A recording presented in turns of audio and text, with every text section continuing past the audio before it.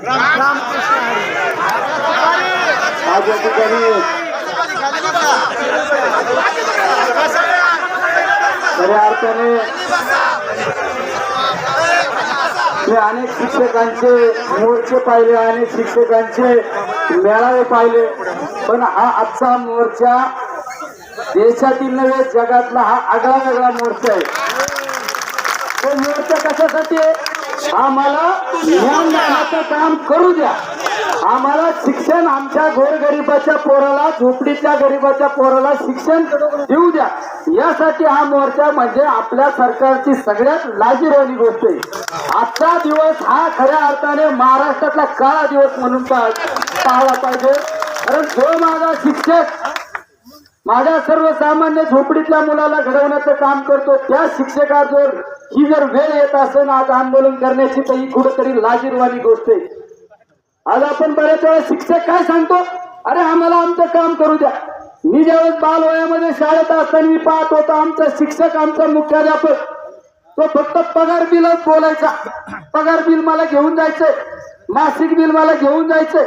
पण आज जर माझ्या शिक्षकाकडे जर पाहिलं तर एक एक मोठी फाईल तयार असती. त्यांनी शिकवायचं का फक्त कागदच लिहायचे?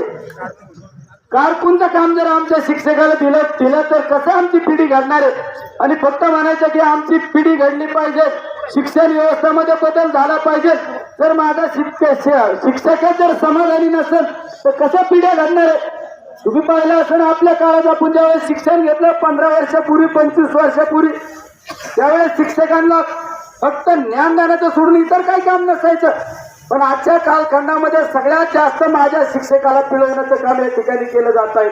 आणि त्यासाठी आज सर्व शिक्षकांचा, सर्व संघटनांचा मोर्चा, हा विराट मोर्चा या ठिकाणी नगर जिल्हा परिषद कलेक्टर ऑफिसवर काढलेला आहे. शिक्षकांना मी एक सांगतो, मी तुमच्या समोर खासदार म्हणून उभा नाही, पण मी तुमच्या कुटुंबातला एक सदस्य म्हणून उभा आहे. मी तुमचा शिक्षकाचा मुलगा आहे. शिक्षकाचे दुःख काय मला जवळून माहिती आहे, शिक्षकाच्या अडचणी मला माहिती आहे. त्यामुळे मी खासदार म्हणून नाही, पण तुमच्या कुटुंबातला एक सदस्य म्हणून नेहमी तुमच्या बरोबर असेल. वेळ प्रसंगी जर माझं जरी सरकार असेल तर सरकारच्या विरोधात सुद्धा तुमच्या बरोबर असणार आहे. अरे माझा शेतकरी, माझा आपला शेतकऱ्यांच्या मुलांना घडवण्याचं काम करतो, माझा शिक्षक करतो. खऱ्या अर्थाने त्या शिक्षकाला जर आपण वेगळ्या पद्धतीचं काम दिलं तर कशा पद्धतीने ज्ञानदानाचं काम होणार आहे? रामदास स्वामी एक काळ म्हणायचे, रामदास स्वामी काय म्हणायचे, वाचावे दिसी वाचावे थोडं आणि दिसी लिहावे थोडं आणि वाचावे जास्त. पण आज काय, सगळ्यात जास्त लिहावे जास्त आणि वाचावे कमी आणि शिकवावे कमी. ही जर परिस्थिती, आणि आपल्या नगर जिल्हा परिषदच्या बाबत तर बोलायलाच नको. अरे या शिक्षकांनी मध्ये माझी एक तारीख घेतली, मला सांगितलं आम्हाला मोर्चा काढायचा. म्हणलं मी येतो, कोण पक्ष तुम्हाला त्रास देतो ना, नाही त्याला कपडे काढून पाठवलं का नाम बदल देंगे. झाले मॅनेज. अरे आम्ही काय, आम्हाला राजकारण नाही करायचं शिक्षकांवर. पण माझ्या शिक्षकांना जर मी न्याय देऊ शकत नाही तर माझ्यासारख्या एखाद्या सर्वसामान्य शिक्षकाच्या मुलाचा खासदार म्हणून राहण्याचा अधिकार नाही. त्यासाठी आम्ही नेहमी कळकळीने, तळमळीने तुमची बाजू मांडण्याचा प्रयत्न करतो. त्यावेळेस माझ्याकडे आमचे शिक्षक बापू साहेब आलते, हे बाकी मंडळी आले, मला सांगितलं आम्हाला मोर्चा काढायचा. म्हणलं जरा एखादी दिवस इकडे तिकडे करून आपण मोर्चा काढू, असा ताकदीने काढू ना, तुम्ही फक्त मला ती येऊ द्या. म्हणलं कसं करायचं. मग काय झालं, उलट पालट काय कळालं नाही. अरे त्या रिटायर झालीत काही, त्यांना घरीच काशी करा. कशाला यांना भोगायचंय? तुला फक्त छान छान गप्पा मारून राजकारण करायचं, पण यांना भोगायचंय यांना ना, त्या माझ्या शिक्षकांना भोगायचंय.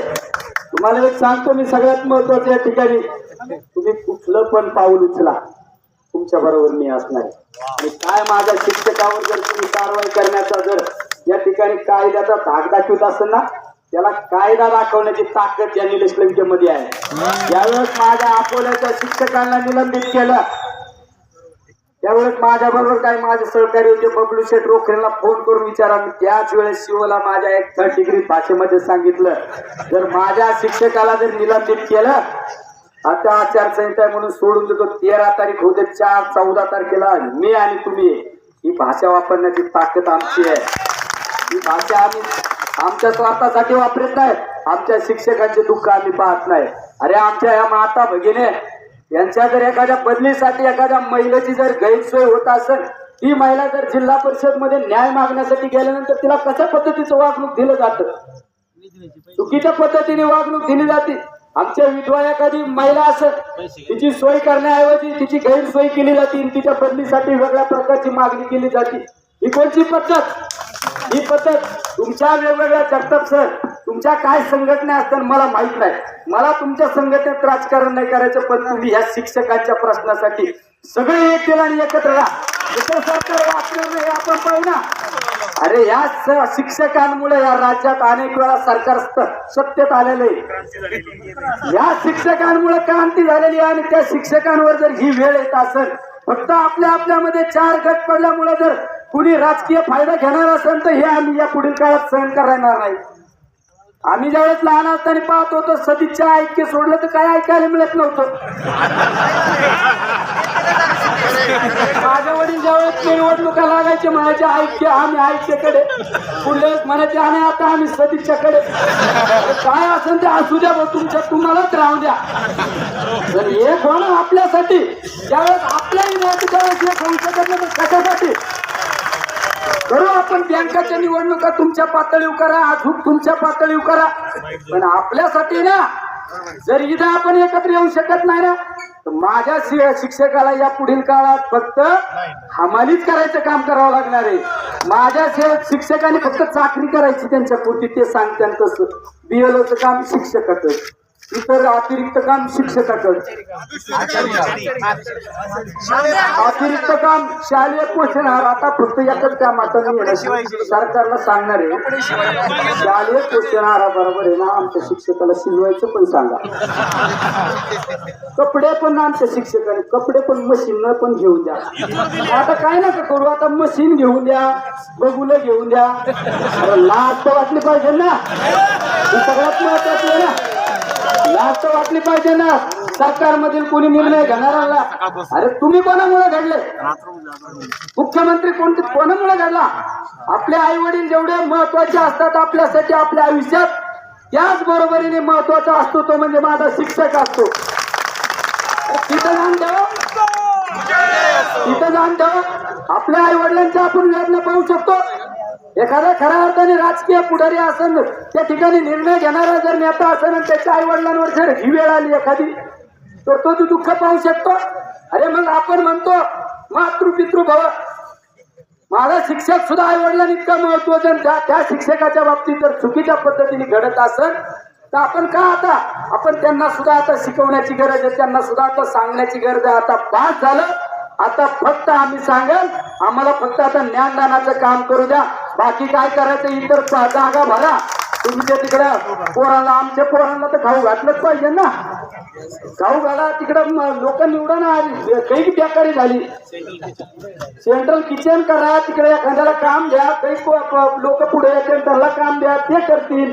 बाकी काय काम असेल ते करून द्या.